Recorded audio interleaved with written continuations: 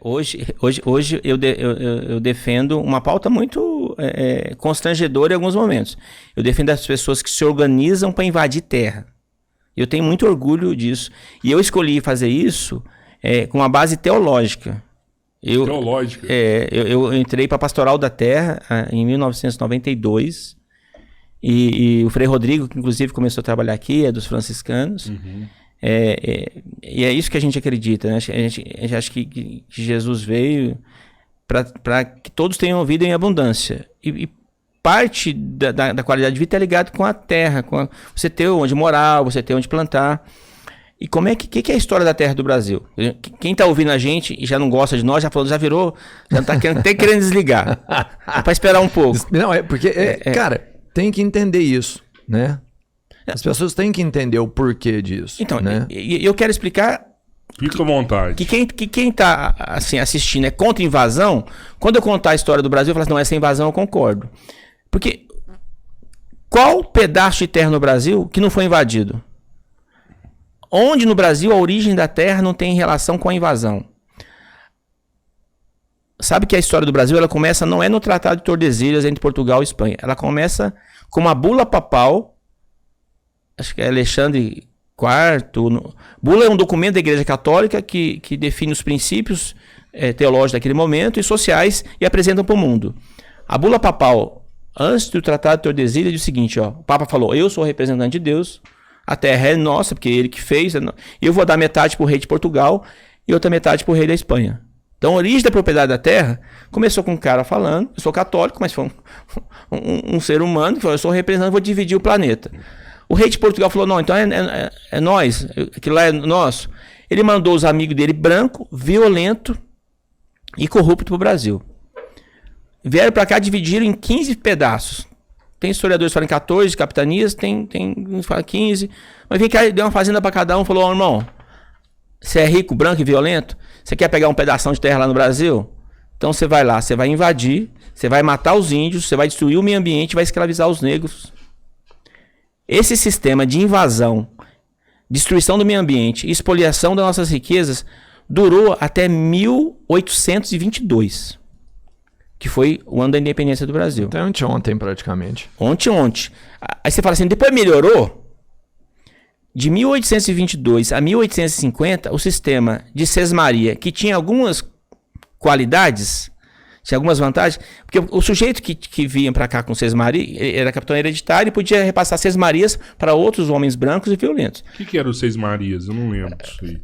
Sesmaria é o nome que se dá para porções de terra que eram entregues para amigos do rei, matar índio, desmatar, produzir, achar ouro e ficar rico. Sesmaria é o nome que se dá para propriedade. Tinha um documento de Sesmarias. Em Uberlândia, o primeiro sesmeiro chamava João Pereira Rocha. Chegou a mais ou menos 1818, 1800. Mas tinha essa meta mesmo de matar índio nos documentos, dá pra ver, ó. Você vai ganhar essa terra se você matar a partir de 1.500 índios, tinha... Eu não sei se tinha com essas palavras, mas ele tinha autoridade de rei aqui dentro. Ele que fazia as leis. Ele mandava na terra. E o que aconteceu, a história conta. Cadê os índios? Tinham mais de 2 milhões de indígenas só no litoral. Era uma população maior que a de Portugal. Eles vieram aqui, passaram o rodo. Sim, mataram com doença, escravizaram alguns. E foi isso que eles fizeram. Então, a origem da propriedade, não, o sujeito trabalhou e ficou rico. Não é isso. Tinha um cartório que tinha matrícula, não era. Foi na violência. A invasão, que o pessoal me acusa de defender invasor. A invasão está na base da origem da propriedade no Brasil e é invasão violenta. Tomou dos donos, matou, escravizou. Aí em 1822, não vou ser chato com história não, mas só para a gente entender o raciocínio, para justificar o que eu faço. Cara, o tempo é seu. De 1822 a 1850, o povo chama de vazio legislativo sobre a terra. Antes tinha uma legislação de sesmarias, seguinte, você vai lá, se você produzir, matar os índios, começar a plantar café lá, ou plantar mandioca, ou criar gado, você vai ser dono daquele trem lá. Então tinha uma função social da terra. De 1822 a 1850 ficou sem lei. Então, lá em Uberlândia, João Pereira Rocha convidou os carrejos para ir para lá. O povo da região precisava de gente para fazer ferradura, uns ferreiros. Ele doou terra do governo para a família dos carrejos na região. Então, a Zona Leste lá foi doada. Ele doou terra devoluta. Em outros lugares não foi doação, os caras invadiam. quem tinha muito escravo, tinha muito jagunço, invadiram mais terras. Então, tinha uma regulação que tinha que vir do lado de alguém, ou do rei, ou do capitão, de quem era donatário de terra, ou de um governador. Aqui não, eles começaram a invadir. De 1822 a 1850, foi um sistema mais violento de apropriação de propriedade e de riqueza. Aí você falou, então 1850 ficou bom. Aí a partir dali ficou mais justo. Não. Veio a lei de terras e diz o seguinte: só pode ter terra daqui para frente se você comprar. A lei de terra diz mais: olha, nós vamos legitimar e regularizar todas as terras invadidas desde que estejam produzindo. Eles precisavam de criar um ajeito para quem tinha invadido terra. E mais, nós vamos, para você ter direito a essa terra, você vai na paróquia e entrega lá os mapas da sua terra. Você imagina o que era o padre nesse período. E o juiz da cidade vai ficar responsável por fiscalizar se isso está certo ou se está errado. Aí amarraram duas coisas. Primeiro, escravizar a terra. Porque a terra não podia estar liberta, livre, se os escravos já seriam libertos em 1888. Então, a terra, do jeito que a gente conhece hoje, com documento de cartório, no começo era na paróquia, depois foi evoluindo para cartório, ela foi feita para inviabilizar que os escravos que fossem libertos tivessem para onde trabalhar. Então, os escravos são libertos em 1888 e a República cai por conta da libertação dos escravos. Caiu por outros motivos também, Guerra do Paraguai, etc. Mas a República ela cai em 1889, quando a República é proclamada. Rui Barbosa foi ministro da Justiça e mandou queimar todos os livros que estavam registrados em cartórios. Então, as terras eram registradas no mesmo cartório que os negros eram registrados. Por que ele mandou queimar os livros? Porque os fazendeiros queriam indenização pela perda do patrimônio. Então, perda dos escravos, perda dos dos escravos, das pessoas que foram escravizadas, que eram milhões de pessoas. Então, a elite brasileira, agrária principalmente, até hoje domina o Congresso Nacional. Tem muito mais sem teto, sem casa, gente que paga aluguel, do que fazendeiro. E a bancada ruralista hoje era quase que 1/5 do Congresso Nacional. E já foi muito maior. Então, quem faz a lei para organizar a legislação de terras e mesmo de empréstimos são os ruralistas. Era muito mais forte nessa época. Em vez do Estado brasileiro pensar numa indenização aos escravos e organizar o Estado brasileiro, as terras, distribuir, não. Só se você comprar.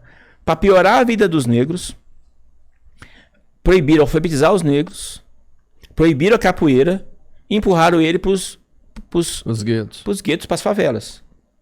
Então, e de lá para cá, você teve alguns confortos com o Estatuto da Terra, a Constituição de 88, que criou a figura da desapropriação, criou o INCRA, viabilizou a reforma agrária, mas o fato é que não dá para você falar assim, você não precisa de polícia de cotas se nós tiver tudo justo. Não está tudo justo. Você tem 3 ou 4 ou 5% da população brasileira que vem dessa raiz branca, europeia, que dominou o Brasil e conseguiu garantir a riqueza por meio de leis. E você tem uma grande maioria, e eu me incluo nesse grupo, ou você é de origem indígena, ou de negro, ou de imigrante europeu, que veio para substituir a mão de obra já articulada na lei de terras. E aí, terminando mesmo, tudo que era recebido pelo Estado para fazer as medições e reconhecer, se criava um fundo para fazer propaganda na Alemanha, na Itália, nos países, para trazer mão de obra para substituir os negros. Então, é um país injusto e a história da terra e escravidão está na essência dessa história. Cara, e aí você levou esse conceito histórico para atualizar e tipo, vamos entender assim, não é só isso, não é só por isso que você acha que a invasão de terra é justa, não é só o conceito histórico, é? Não, eu estou dizendo que existe pelo menos duas categorias. Se você for marxista, você vai ver que tem duas classes. Sim. Você tem os que são donos do meio de produção, donos da terra, e os que não são. Você precisa de um Estado que reequilibre isso. Porque e faço isso com fraternidade, que eu faço tudo pelos meus filhos o máximo que eu posso. Enquanto o filho de rico está preocupado de manhã qual tipo de geleia que ele vai passar no pão, se ele vai fazer inglês ou francês, se nas férias ele vai para a Europa ou vai para o Nordeste, o menino da periferia, ele está querendo um lápis emprestado para levar para a escola. Ele está esperando a merenda da escola para poder comer. E aí, sem contar a violência do preconceito com o povo negro. Quantas crianças saem da escola porque é preconceito com o cabelo, é o jeito de falar. Então, não dá para você falar em meritocracia se você não dá um máximo de igualdade. E só um Estado forte pode permitir que uma criança que não tem o café da manhã, não tem lápis de cor, possa concorrer com a outra que faz balé, faz judô, faz inglês. Entendeu? Então, nós precisamos de um Estado que dê muita oportunidade e tire um pouco dos ricos e passe para os pobres. E eu sou a favor das ocupações de terra, porque é esse povo reivindicando o que historicamente já devia ser deles. Porque quem trabalhou no Brasil por 400 anos foram os negros e os imigrantes. Então, trabalho e riqueza não tem nada a ver uma coisa com a outra. Às vezes coincide. Mas, de modo geral, quem é rico por outros motivos e não porque trabalhou.